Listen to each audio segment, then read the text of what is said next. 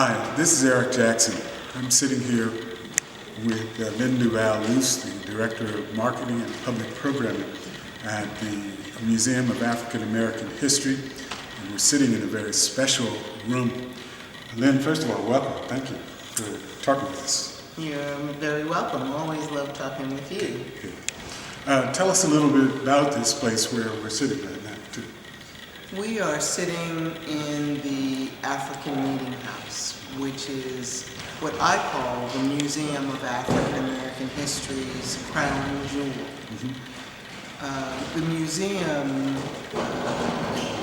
celebrates the history of Boston and Nantucket's free black communities and all of the people with whom they work in league in order to bring about freedom and to end slavery across the United States. What happened here in this very place with such people as Frederick Douglass and William Lloyd Garrison and Mariah Stewart and others really were remarkable things. So what we do is we tell the amazing stories of what happened here. The speeches, the gatherings, the concerts, the rallying of black troops for the Civil War, the campaign that they launched, the strategic campaign that they launched to ensure that not only themselves, because Boston was already free at that point, Boston ended slavery in the late 1700s, 1780s, ahead of the rest of the nation. So the folks here didn't just rest on that, didn't decide that being free in Boston was sufficient. They wanted to ensure that everybody across the land also had the opportunity to enjoy that civil liberty, if you will. So they worked with, the free black community worked with some of Boston's leading abolitionists, Garrison being one of them, in order to ensure that that reality was, something that they could see in their lifetimes. Now, if I remember correctly, this building opened in, was it 1802? 1806. 1806. December 6, 1806. Okay. What kind of activities, other activities, you said there was a lot of abolitionist activities here. Name some of the other, tell us some of the other activities that would have gone on here at the Meeting House.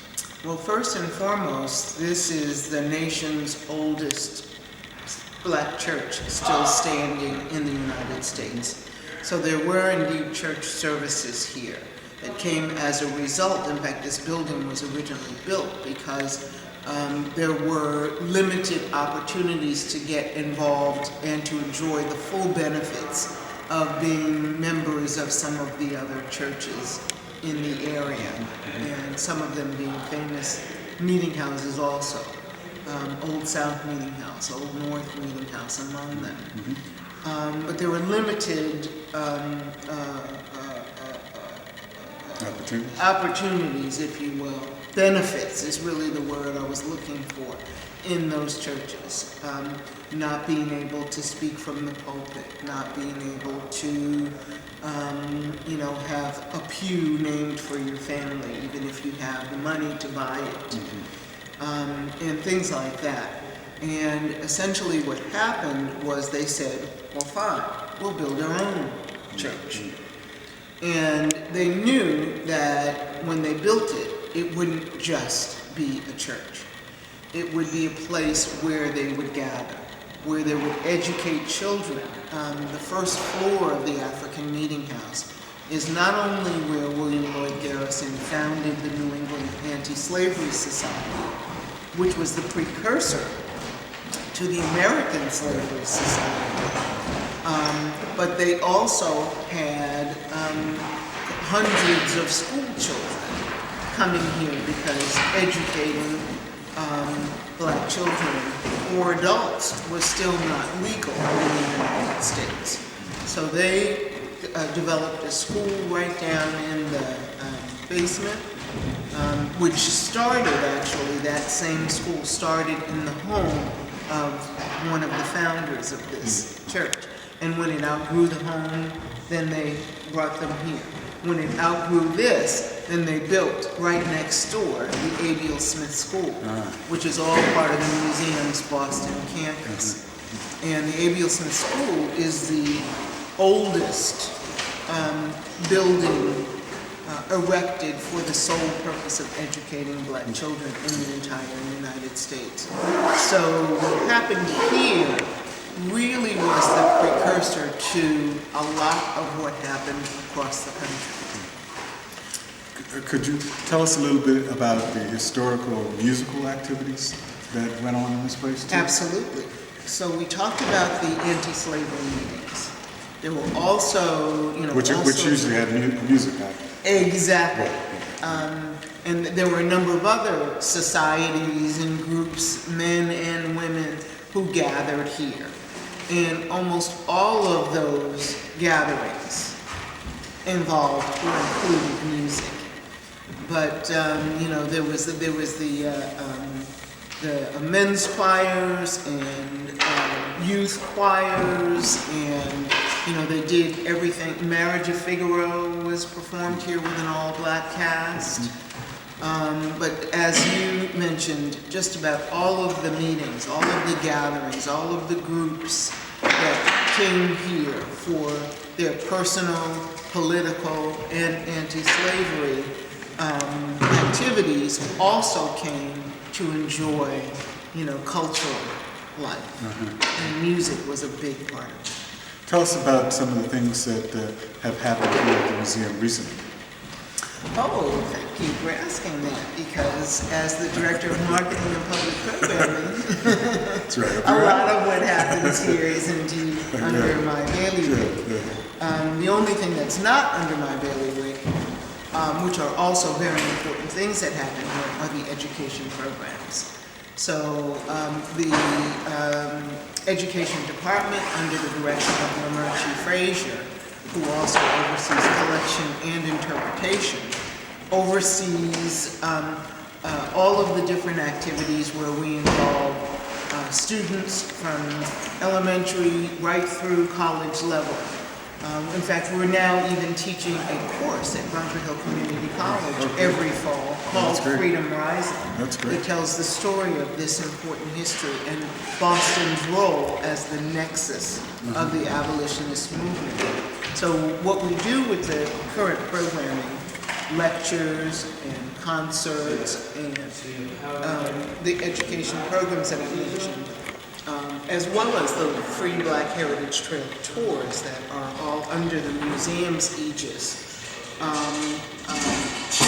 that we present in partnership with the National Park Service, because those rangers are the ones who give those tours, and they're a very important and critical partner for us. But those are the kinds of things that we do. Lectures, concerts, being at the top of the list. Now, I'm sure we go to the website, your website, to find out more. And your website is? Yes, thank you so much. www.maah.org. Museum of African American History. Correct. Okay.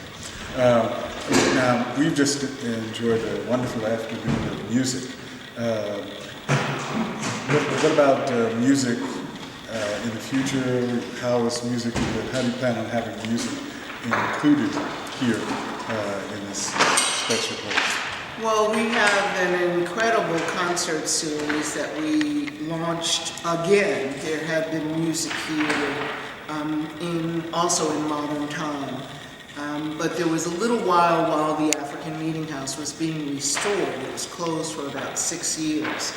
So after it reopened in 2011, we started planning to resume concerts here. So we did relaunch the concert series in the fall of 2012. And we did that with Hamlin Haydn Society and the New England Conservatory of Music, which continues to be our partners in the presentation of music. But now we have, as you saw today, added Berklee College of Music to our partners, and we're really thrilled to welcome them to the fold.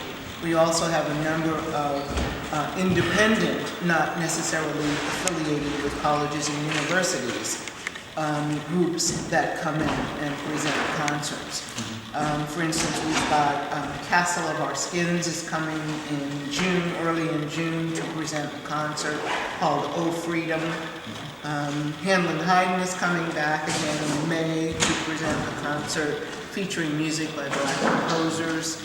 And Reginald Mobley, who is an incredible countertenor, is taking the lead on making that program rich and full and powerful. And then we present individuals. Nadelka Prescott, who was performing last night with the Macondo Project for the kickoff to Jazz Week at Vernian Hall. She's done a solo concert here, as well as she has brought a number of students here from New England Conservatory to perform. So she's an incredible artist and someone we value very much here at the museum. So that's the kind of thing we're doing. We're always entertaining new groups, be they ensembles or individuals or quartets or trios, small groups as well to come. So I invite folks to go to our website. You can find my email address on the press page of the website, and you can send me a sample of your music. I'm happy to hear it and consider